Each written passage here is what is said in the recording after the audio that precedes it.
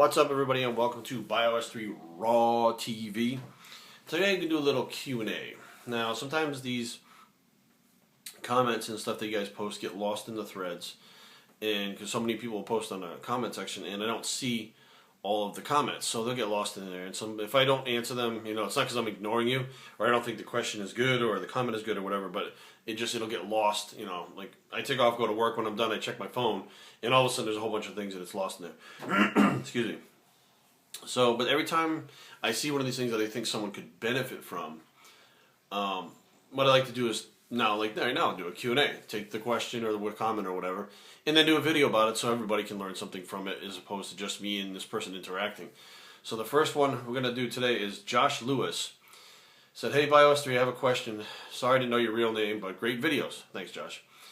Said he's been watching for some time now. He said, "What is the best post-workout system then? Protein and then postpone any carb sources for 30-60 minutes. That's what I got from this video. Thanks in advance. Keep them coming."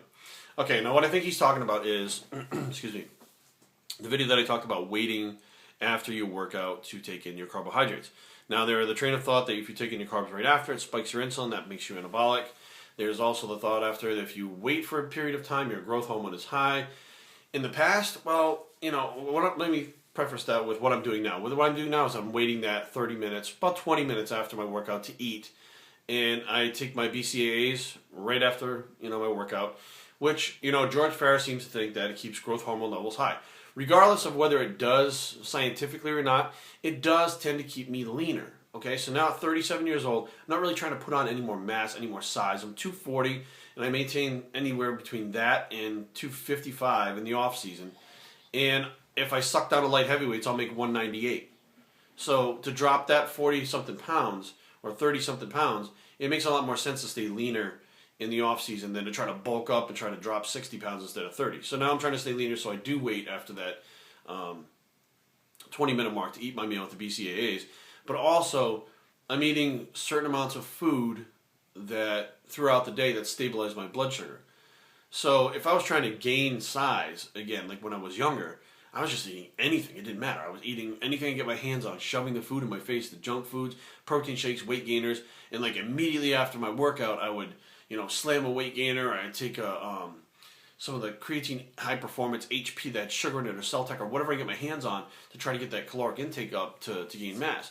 So I guess, to answer his question, to Josh Lewis's question, is it depends on what phase of your training in is, and how old you are, and what your goals are as to what I think, the best post-workout regimen would be. So if you're a young guy, I'd say, go ahead and have your proteins and carbs right after if you're a young, lean guy. If you're somebody who has a higher percentage of body fat that wants to get leaner and drop body fat, or maintain a physique year-round, I would say go ahead and wait that extra 20 or 30 minutes after you work on. You're still going to get that post-workout window where the body absorbs more, because they say roughly it's up to 45 minutes. So your body's still going to process that food. And something else that I actually do is I take in fats after my workout too. My post-workout meal is Greek yogurt, liquid beef aminos, olive oil, and mango or pineapple. That's what I eat after my workout. And that seems to sustain me, and I'm growing just fine. And I'm maintaining my body fat, and I'm getting stronger, and I'm still progressing into my 30s without having to, have zero fats and slam the sugary things. It works. Depends on what phase you're in your body. The other question or comment that I have is from Bevan, B-E-V-A-N, Abraham. And he says, "Great video, Jerry. I really like to chime in on Mark Lobliner's perspective on dieting in his Cardio Confessions 41. I think you'll be able to add some value to the merit in his rant. Believe me, it's a pretty hardcore rant, which is justified to some viewers whom are questioning his methods. Here's the deal. I don't know a whole lot about Mark Lobliner. I know that he's the Tiger Fitness guy, that he owns a supplement company, and he's got a great physique. I mean, he's placed well at the Arnold Amateur, and the guy gets shredded. He's got, a decent amount of mass on him. He's got decent shape. I mean, he's a good bodybuilder all the way around. What do I think about his, intermittent not intermittent fasting, IIFYM? Okay, here's part of the problem that I think that people are getting confused with what IIFYM is. IIFYM, the way Mark and myself both look at it, is if it fits your macro, like chicken, turkey, steak, egg whites, those, I don't give a shit if you eat 7 meals a day of tuna or 7 meals a day of egg whites, as long as you're getting your protein needs met by a micro-dense caloric food. If you have those micronutrients, vitamins and minerals, if they're microdense, that's going to be a better source of protein for you than a McDonald's hamburger. Or, something like a thing of fries. A thing of fries is not the same as a potato. Although it's made from a potato, it's not the same. The micronutrients are different in them, and they make your body respond in a different way.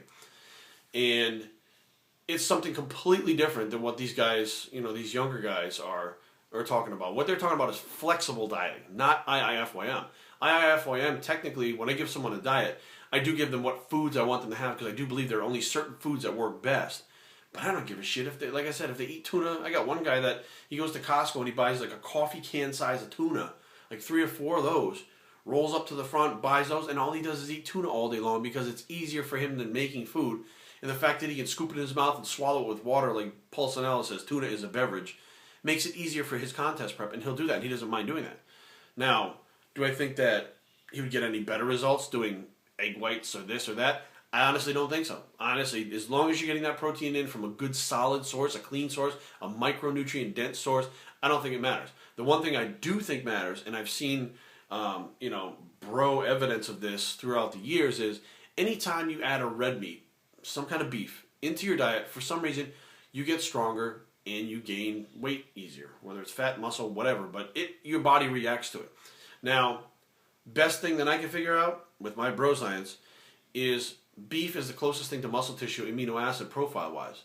So it makes sense that if you're taking something in that can be turned into muscle easier than having to break down all the different types of foods, rearrange the aminos to make the muscle after you've already stimulated the muscle, that the body would grow muscle faster and quicker. So if I personally, I think, and I've never tried it because it's expensive, and it would probably be tough on digestion, is if you had 7 meals of beef protein, okay, and that's like maybe a beef protein isolate, protein shake, maybe some liquid beef aminos thrown in there with beef only, like ground beef, fillets, all day long. I do think that you would grow muscle faster and at a better rate than you would with any other foods. Simply because, like I said, it is the closest thing to muscle tissue that we have that's amino acid profile-wise. So obviously the body's going to do what it does easiest first before it has to do something else that's hard. It's going to push everything through and say, okay, we're done with the beef protein, we're done making muscle with that, now let's take these other amino acids from the amino acid pool, put them together in the right combinations, and synthesize protein. So in my view, that would be the only difference that I think that it would make for those food choices. But I think Mark is right on with those microdense nutrient foods.